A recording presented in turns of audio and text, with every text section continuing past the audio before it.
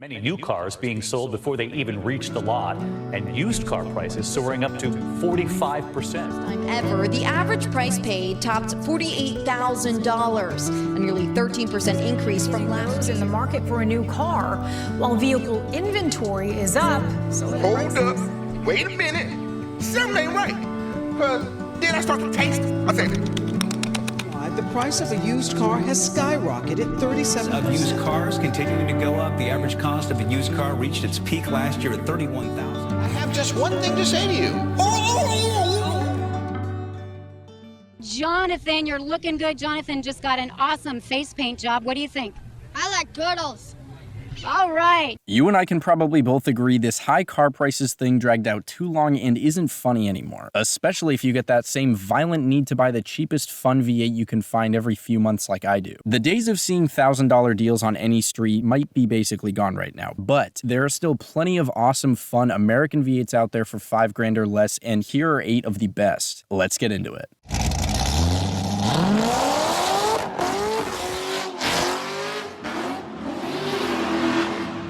Huge thank you to Kaku Kiji, sorry if I completely butchered the name, for your request. I'm always happy to help out a fellow brokeman when I can. Please let me know what videos you want to see. Here's my regularly scheduled disclaimer, and if you enjoy, then tossing over a blue thumb really does mean a lot. Now, first up is SN95 and New Edge Mustang GTs, which are easily the most popular recommendation for a sub 5K V8. You'll have a better chance finding a 94 to 98 SN95 in good shape under 5K, and those have great potential. The 4.6s they put in these are very popular, and prices seem to start as low as 4K near me right now, but depending on what's near you, I don't think 3K is unrealistic. Unless I saw a really great deal on a pre-facelift SN95, I'd probably hold out for a New Edge, especially for the improved looks, but with a good enough deal, you wouldn't go wrong with either of them. I test drove 2 New Edges last year, which were both 3K, and both of them were rough around the edges, I'll admit, but also definitely buy-worthy. Just if you do go for one, keep an eye out for rust around the front strut mounts because it can get bad there. Also, make sure if you go for a convertible, you don't get beat by the 60-year-old women thinking it's a V6 that's real neat and hip. That might mean a little aggression on the way, but it happens. I can't wait to buy that Sweet Cheeks New Edge Mustang today.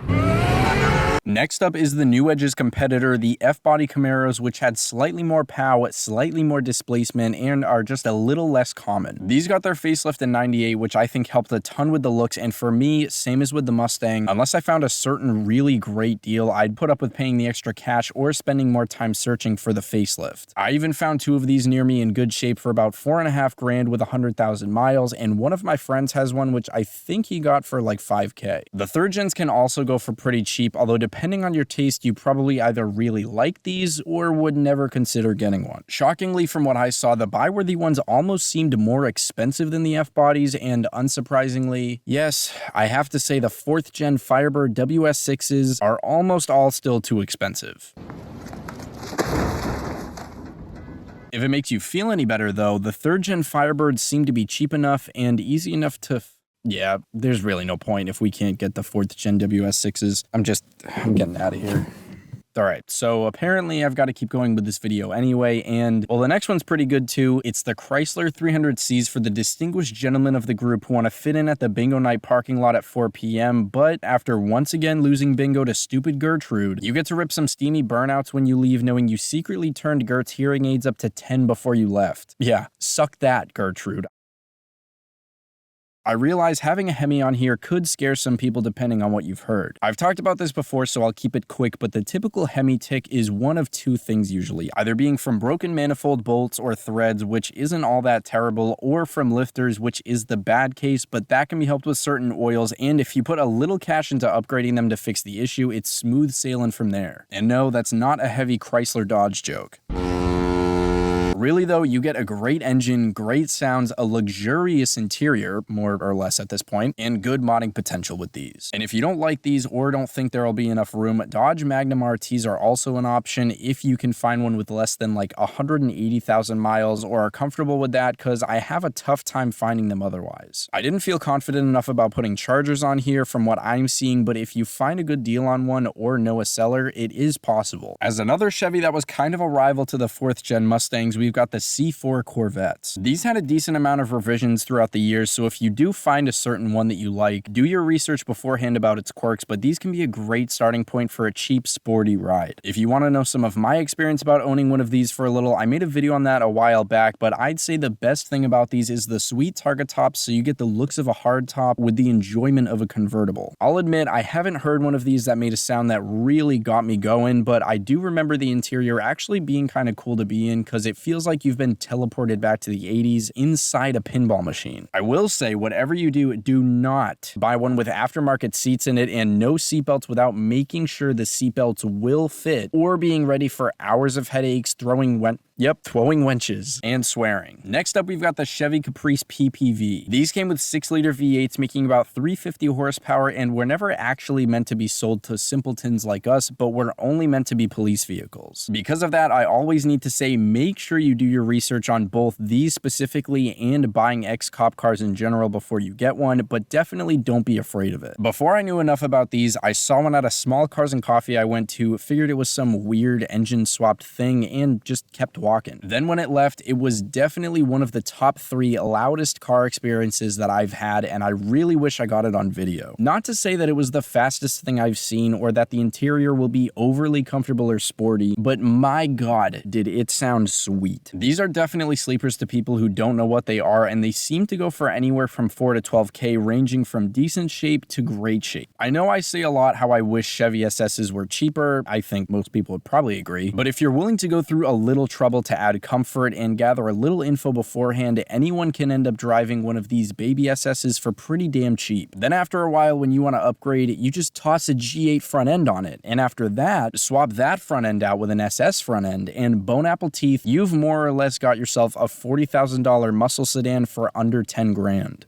The dark side of the Force is a pathway to many abilities some consider to be unnatural. Speaking of V8 sedans, and yes, I'm purposefully leaving out the word muscle there, next is the 06 to 11 Cadillac DTS. These have North Star V8s, and because of that, most people say they're unreliable and terrible. But between 04 and 06, the year can shift slightly depending on who you ask, they fixed the stuff that made these so unreliable. Just know if you get one that when you happen to see most of the other V8 Cadillacs, it might not always feel 100% like your car's on the same level. I've never met this man in my life. He's my brother. Adopted. I do think there's some modding potential deep down in these behind all the old geezer aroma and years of being driven 15 miles an hour under the speed limit. It may be because of the bad reputation or what's around me, but these are super easy to find for cheap and usually really great condition. They also share an engine with the Buick Lucerne CXS from 06 to 08 and the Lucerne Supers from 08 to 11 when that trim came out and took the V8s from the CXS. Now is another boat, it's the Panther platform cars, which are Crown Vics, Grand Marquis, and town cars. These are another one I've talked about plenty of times in the past, so I'll keep it quick. Yes, they are heavy. Yes, they are slow. Yes, the interiors aren't jaw-dropping, and yes, if you get a retired cop Vic, you'll probably think about the murderers that sat in the back seat, drooling, peeing, and talking about unthinkable things like leaving shopping carts in the middle of a parking lot. But also, there's something about these cars that owners love so much. Maybe reviews get skewed because it's not like most owners would get one of these without having some idea of what they're signing up for, but people who have had them love the comfort, affordability-ness, and how enjoyable they are to drive. It's tough to beat some of the prices, and even these have awesome potential when you start mixing in small Mustang cues here and there. Marauders are also Panther cars, but were a little better overall and had 4-valve engines instead of 2 valves, but if your budget is $5K now, your odds of finding a clean Marauder you can afford are... And now we've got another more low-key GM V8, or 2. Well, actually, there's 4, but it's fine. The main one here is the 06 and 07 Monte Carlo SS with a 5.3-liter V8 making 300 horsepower, which seems to cost between $4,500 and $9,000 near me. Nonetheless, they also shared an engine with the Grand Prix GXPs, similar year Impala SSs, and Buick LaCrosse Super. The problem with each of these is they're about as hard to find as a barber who actually cuts your hair the way you want, like whoever this guy went to. They're all pretty popular recommendations, though, have decent looks, and combined, you've got a good chance of finding at least one in buy-worthy shape. Now, as really quick honorable mentions, we've got the Lincoln Mark 8, which a lot of people bring up, Lincoln LS, which some people really love because they're so cheap and easy to find, but others would rather pee out Frank's Red Hot than have to drive, Bonnevilles, which were just a little too hard to find, and a ton of common V8 SUVs and trucks. Please let me know what videos you want to see, which of these cars is best, and if you're one of the guys going to heaven who puts shopping carts back in the return. As always, I genuinely appreciate you watching and all the support. It really does mean a lot. I'll see you in the next one. Have a great day.